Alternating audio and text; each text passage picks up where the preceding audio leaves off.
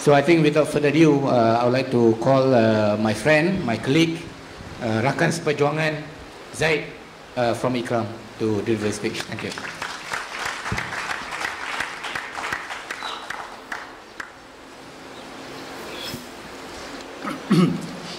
Bismillahirrahmanirrahim. Assalamualaikum warahmatullahi wabarakatuh. Salam sejahtera. A very good afternoon to everybody. Yeah, what is left to be said? Okay. I thought there was a protest.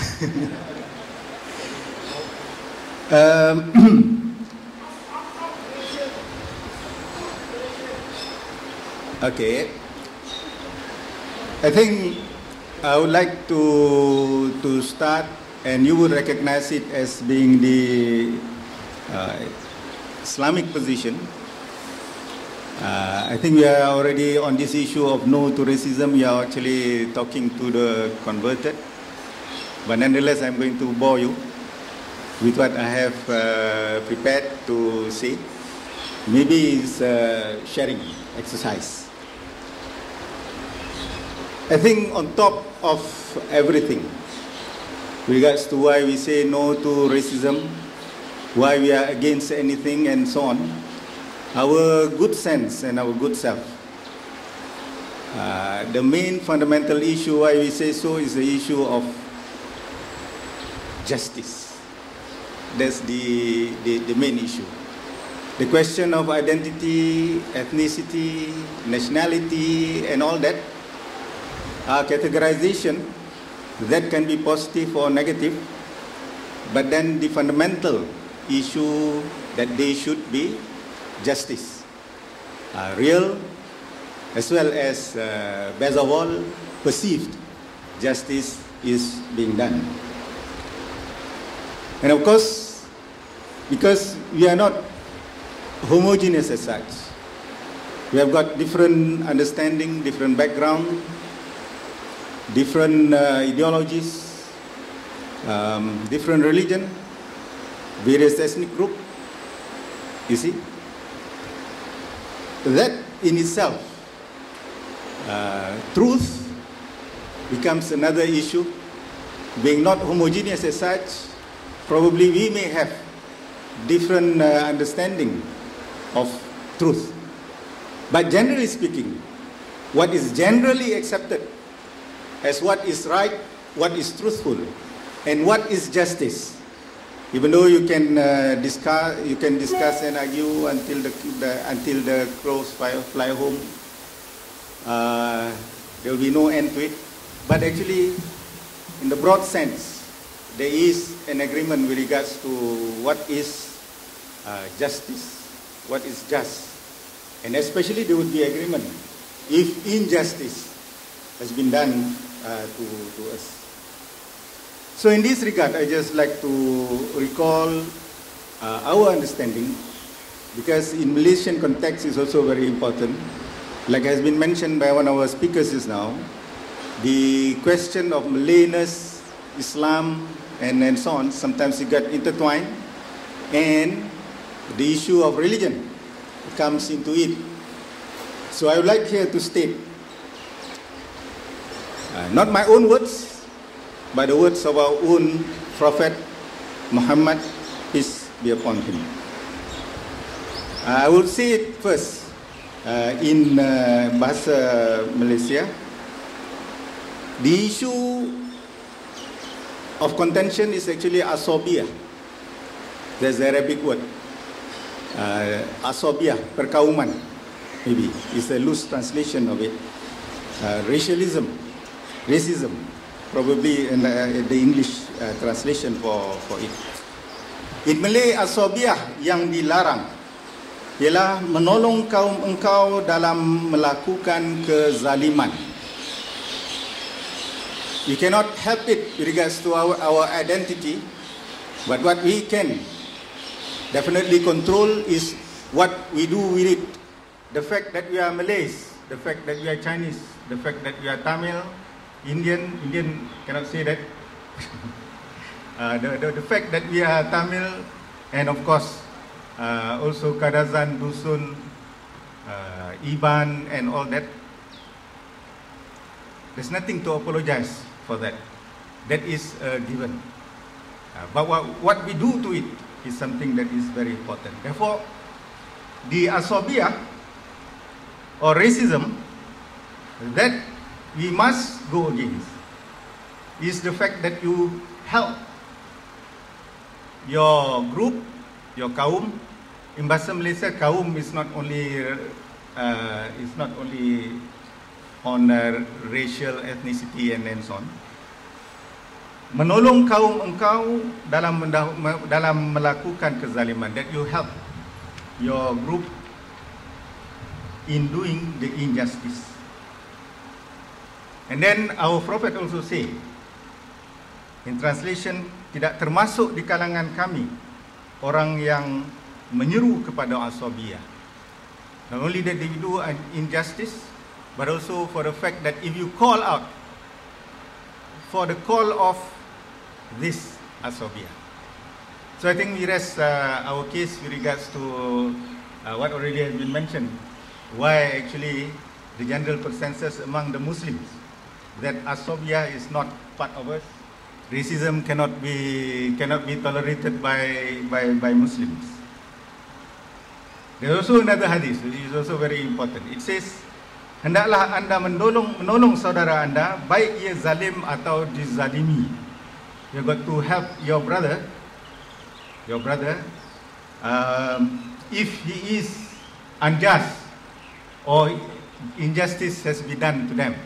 But the explanation is how you are going to help your brother who is unjust actually is to stop him from doing that injustice, from propagating it. And also if he is indeed injustice has been done to him, then it is our responsibility to help him out from his situation. And I would like to say just another word. This is from the Holy Quran. You can refer to this in Surah An-Nisa, woman, verse 135.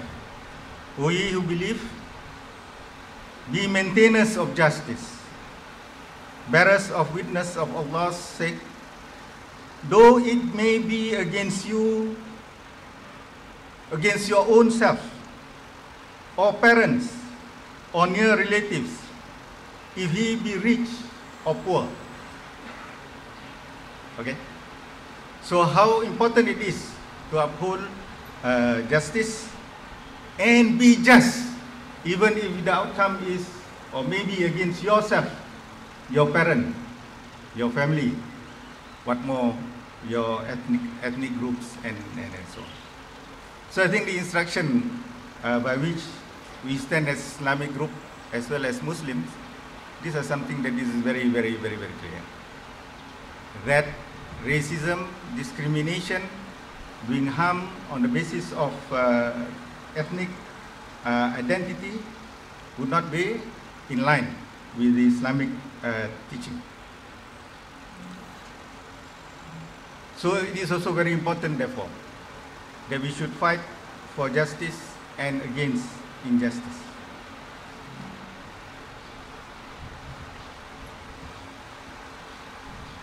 But I must say that it's quite easy to say that let us fight against injustice. If it happens to us, if we are deprived of something, then we group together and fight for the cause. It's easy that way. But it will be a great challenge if we are called upon to perform that justice, like what was said just now, even if it be against our own self, our parent, our family and all that, that would be a challenge. Sometimes those people, I think this point also has been mentioned, it is easy for you to demand justice, but at the same time, in our group, our organization also portray that pinch of racism, or we have not at least escaped from making it very, very clear with regards to who we are and what we stand and it is across the board. It doesn't matter even if we are fighting justice, for justice, against injustice, be it, should it benefit anybody at all. So I think let us cleanse racism from public life. Public life means, yeah, of course, the government is primarily responsible for it, but we also, as civil society organization, I think we have got a long way to go with regards to this. So let us together cleanse racism again in our public life. That includes our organization. And I think the more challenging aspect is also let us cleanse it from our heart. Because sometimes by being against, by the injustice that we fight, it actually also corrode our heart into maybe being against another ethnic group or another race for that matter. To stand upright on the basis of truth and justice doesn't matter to anybody. That would be, I think, a great challenge. And I think I would agree with what our previous speaker said. This we have got to start from ourselves. Of course, it is also important for the government to have the political will, and we have got a long way, a big influence on that. But at the same time, I think among ourselves, let's open the conversation, let's do things together in order to put this into practice. The last point that I would like to say is actually, what about patriotism? What about Malaysianness? What about nationalism? You see, if we have cleansed our heart from it, that also should not have any position within us. Like as you mentioned about the Bangla, the Indonesians and other people, our brothers and sisters from Africa and so on. You see, sometimes we can demand what is rightly ours because injustice has been done to us, but sometimes at the same time we think that those people, we call it by different names, migrant, pendatang tanpa izin and all that, you know.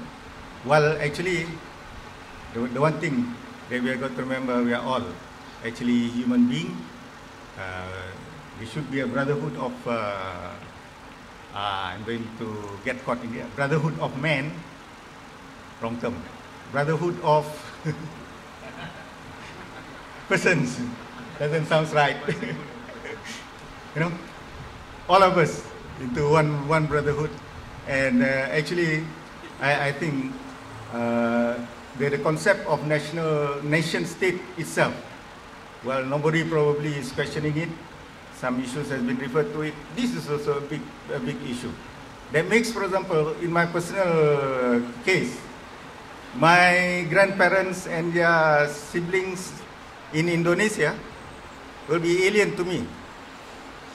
You know, because I'm ethnically from Indonesia, that part of Sumatra, they call Mendeling. Okay, that part of the world. I think some not here. There are also some Mendeling in our circle here. You see? Suddenly, those people who are actually our cousins and so on are actually not part of you. That cannot be. That cannot be. So this is the question is not, let us not stop just at racism, but there are a lot of things that we have, a fundamental question that we have got to question. The issue of the nation state, but then there will be a very big issue to talk about.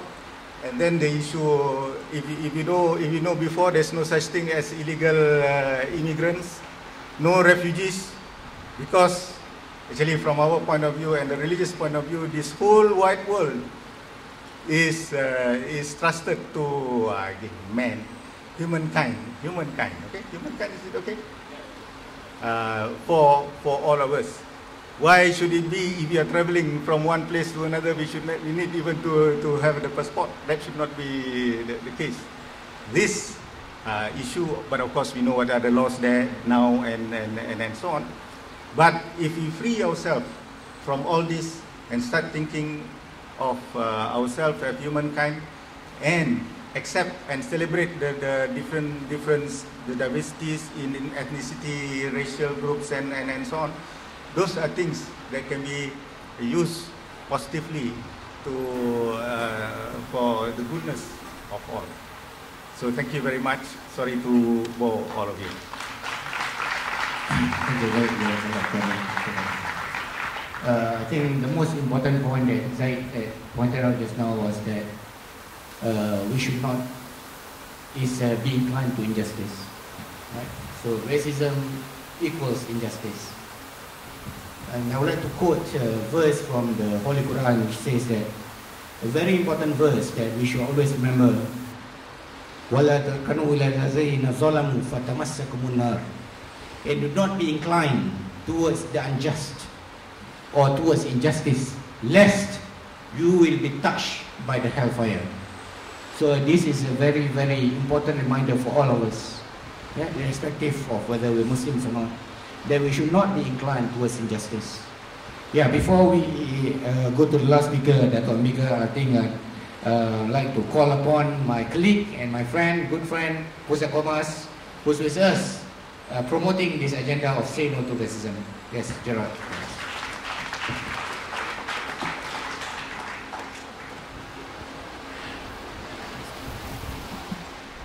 Good afternoon. I think, I don't know, Amiga always has new ideas, so I'm sure she still has many new ideas. But for me, I think you have spoken of all the ideas, so I agree with all the speakers. Well done to the speakers. I'm from Komas, Pusat Komas, which is a co-organizer with Dr. Farouk, IRF. So really happy that we are launching this Say No to Racism. Since most of the points have been touched on, so I'll just be a salesman. I will promote some of the materials we have. Only because this is how we have done our work, not salesman work, but fighting racism in Malaysia. Since 2006, we've been having a lot of workshops, forums in Malaysia with grassroots communities.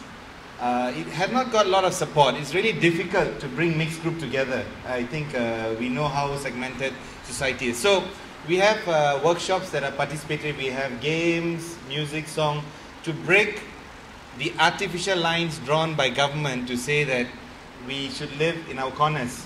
And whenever we want to talk, we need them to bring us together. If not, it's called sensitive. Anytime you and I want to talk something that's sensitive, take it easy. Yeah? We will discuss in cabinet, we'll tell you. But that was the old Malaysia. The new Malaysia, now everybody is talking. You don't even have to ask, because at this moment somebody is now tweeting and saying, what nonsense is Gerald saying? So the dialogue is happening. Yeah? There's some videos that we came up with. One of it is called Gado. It's a movie, yeah? A feature-length movie on issue of racism in school. This was very learning for me, because when I showed it in many of the forums, Komas took it to about 20 public gatherings. The young people laughed and enjoyed it because they knew what we were talking. The parents were shocked. They said, does this happen in Malaysian school? The young people say, of course, it's common. Where we have mini gangs, people identify with race. I'm the Malay gang, Chinese gang, but the story, of course, has a positive ending. But the parents did not realize what really happens in the small Malaysia in our school. So, like that, we have a few videos. There's a video, also a documentary. We have a Human Rights Film Festival called every year, and one of the winners did something on the, you remember the ugly cow head protest in Shah Alam? There's somebody who made a documentary on that. So all these things are on the table at the back. We also did a cartoon series. Of course, you can recognize the cartoon form. This is Zunas, of course, and his team. Sweeping dirt under the carpet. That's our Malaysian style for 50 over years. Don't talk about it. We will handle it. Let's have a cup of tea. Yeah? Mino. So, any problem, let's have a cup of tea. But I think today, this effort is that we should have a cup of tea, which I think is coming. But we should also unpack Malaysia, the 50 years that it's forced onto. So a cartoon series of Malaysia, and then there was 5 positive stories called Aku Bangsa Malaysia. So that's the bit about promotion. I don't get any percentage from this, but I still have to do my part. We, together with all the partners here and many other NGOs, launched the campaign to ratify CERD. Many of those, I mean the lawyers, Chiwe and Ambiga and all of you who are lawyers, know that there's another legal document. Is it another word game? So what's the big deal? Get another convention ratified? You can ask the women's activists here. After getting CEDAW ratified, they suffered in pain to make meaning and power to that in Malaysia. But I just want to read the Article 1. What does racial discrimination in that speaks? It says, racial discrimination shall mean any distinction, exclusion, restriction or preference based on race, color, descent, or national or ethnic origin, which has the purpose or effect of nullifying or cancelling or impairing the recognition, enjoyment or exercise on an equal footing of human rights and fundamental freedom in all spheres in public life. This is the basis, the new Malaysia we are trying to get at, or at least KJ or some we all mentioned the 60s Malaysia. I don't know what is the 60s or 50s Malaysia, but I know this is the Malaysia we are all aspiring, and that's why Malaysia is ready to say no to racism. Once we put this as our standard, as our goal, as our vision, as our hope, then that's where we realize that we cannot keep sweeping this under the carpet. We need to speak to reality. I'm just going to share a few of the stories that I learned while we were doing these workshops in the last few years. One of the workshops I was doing with a community from the urban poor areas in PJ. So we had a 2-day workshop on this issue of fighting discrimination. So, the first session normally you say what you hope for Malaysia, what you wish for your life. So this was a youth group.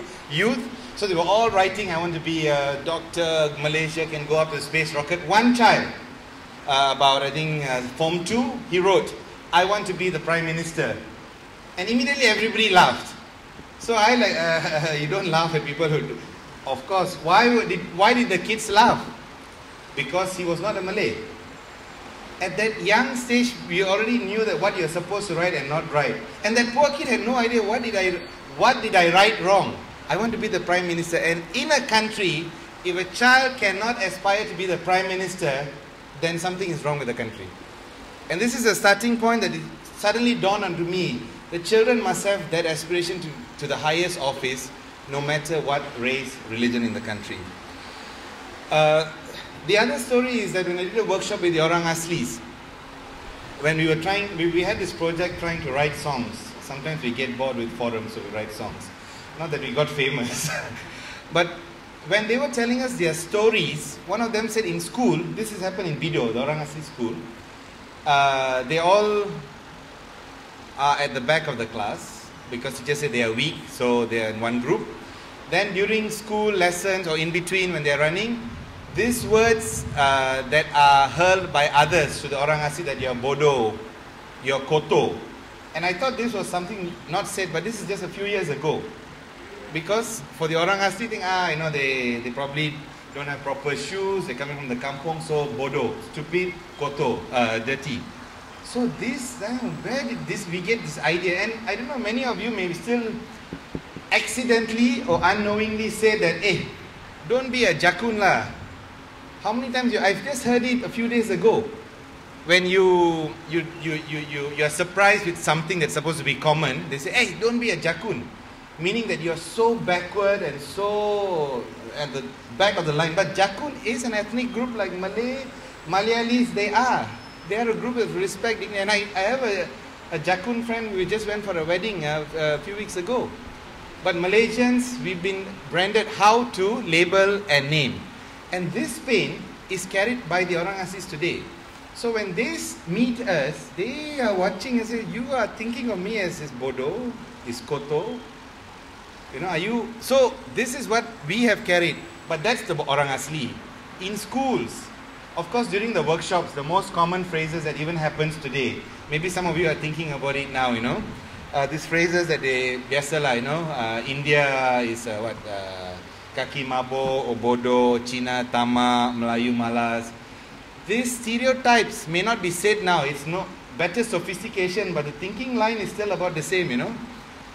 Somebody has branded and put us in box. And this design is working well for the ruling party for the last 54 years or 56 years.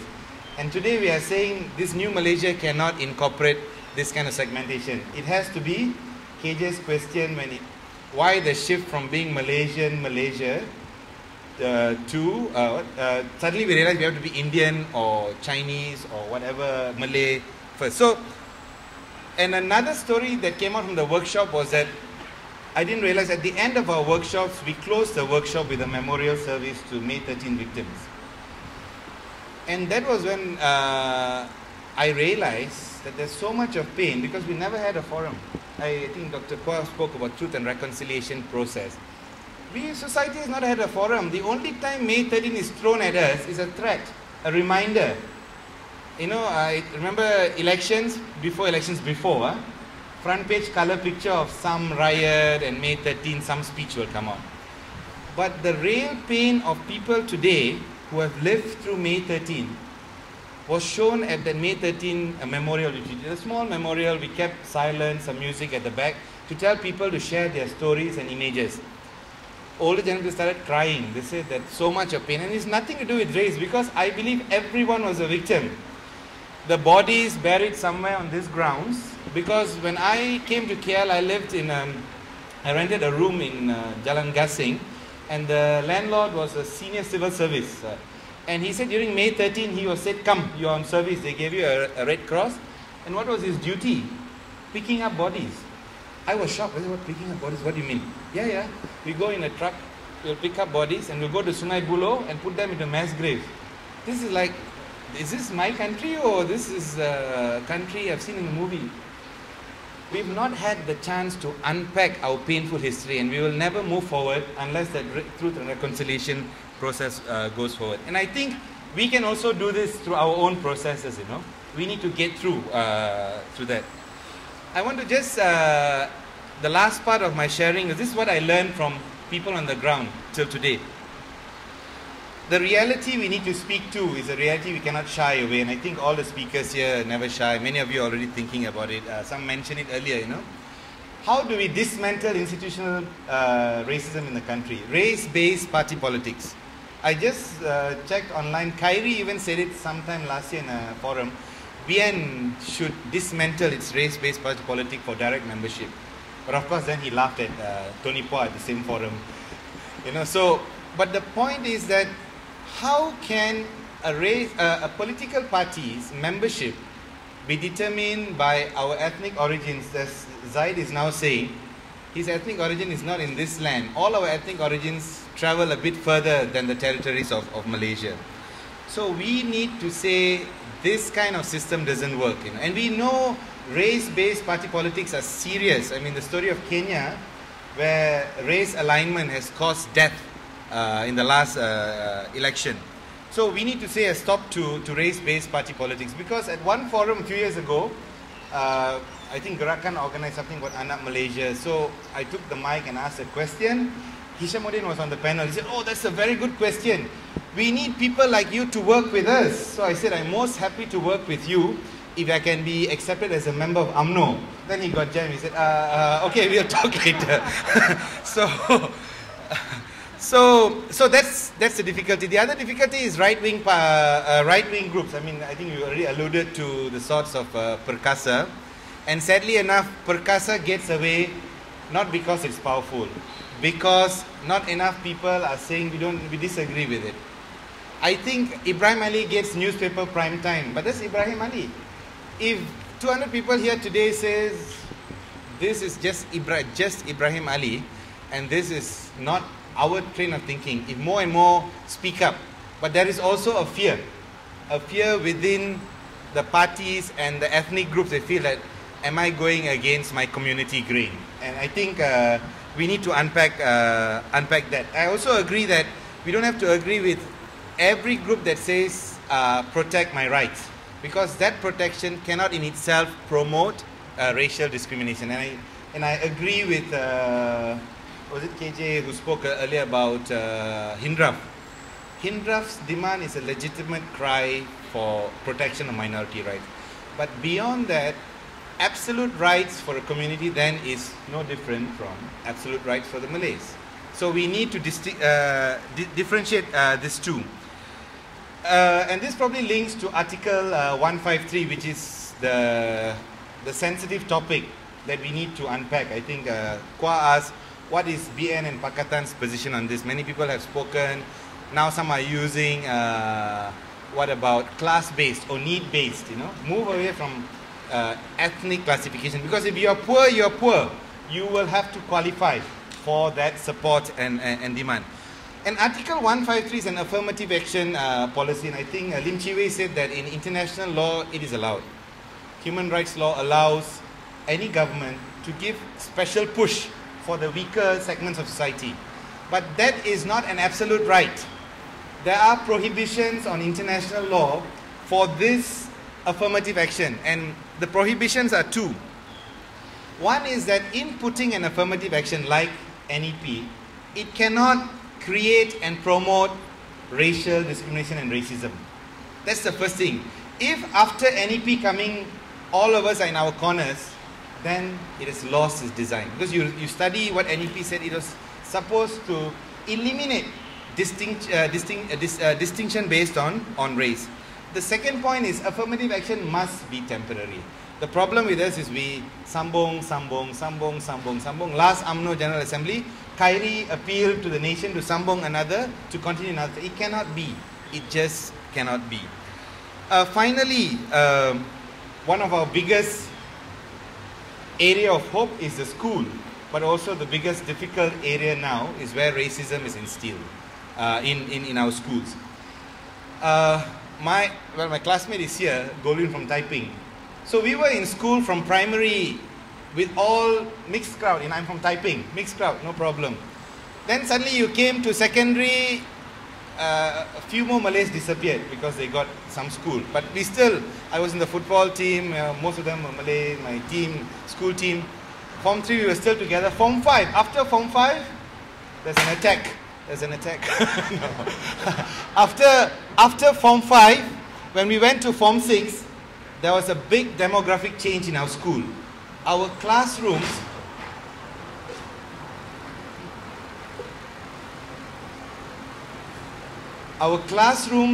had 2 or 3 Malay persons in the class of about 30. And that for me already moved the country in different directions, because that was the most interesting parts of our life. My Form 6, where we were thinking, debating. Went to universities, we were already in separate groups, our food, our things. So the nation has been segmented from as early as secondary school, and I think we need to undo that. It cannot be that way, because if not, we will grow up thinking that my friends are the circles I've grown up with. I think Marina mentioned this also. How the fellow children think about it will inform you and form you to who we are today. So I think we need to reclaim what I call common citizenship, because there cannot be that passport cannot mean different things to different people. Ibrahim Ali's passport is the same like mine. Maybe he's got more stamps, or I've got more stamps. That's about it. But what he has rights and I should be similar. And if his aspiration to be the Prime Minister, I hope not, should also be that possibility for me to aspire to be the Prime Minister of the country. And the most painful thing about common citizenship is not this kind of debate. 2 weeks ago I was in Sabah and I walked into the RCI Sabah that is happening now. Anybody can go in. And I was pleasantly surprised because they had a separate tag for NGO. I said, wow, this is the first institution that recognizes NGO to go in and sit. But in the submissions or the witnesses taking the stand, it is so shocking that somebody can get an IC in a few days, in a few weeks. You just need to know who you pay, 2,000. And this, I'm hearing the stories here, the minority Indian, Orang Asli, Sabah, who are waiting for blue IC. And there you're being issued, and all because of political convenience and gains. So something is wrong with the lack of respect for our citizenship as Malaysia. So I think it is time. I think Kwa is right. In the 80s, we were all ready. But if the political party keeps saying we are not ready and keeps whispering into our ears and we start believing it, we are doomed. But today we know better not to believe political party and politicians, so we are smarter and we are better. So with that, let's continue to say loudly, say no to racism. Thank you very much.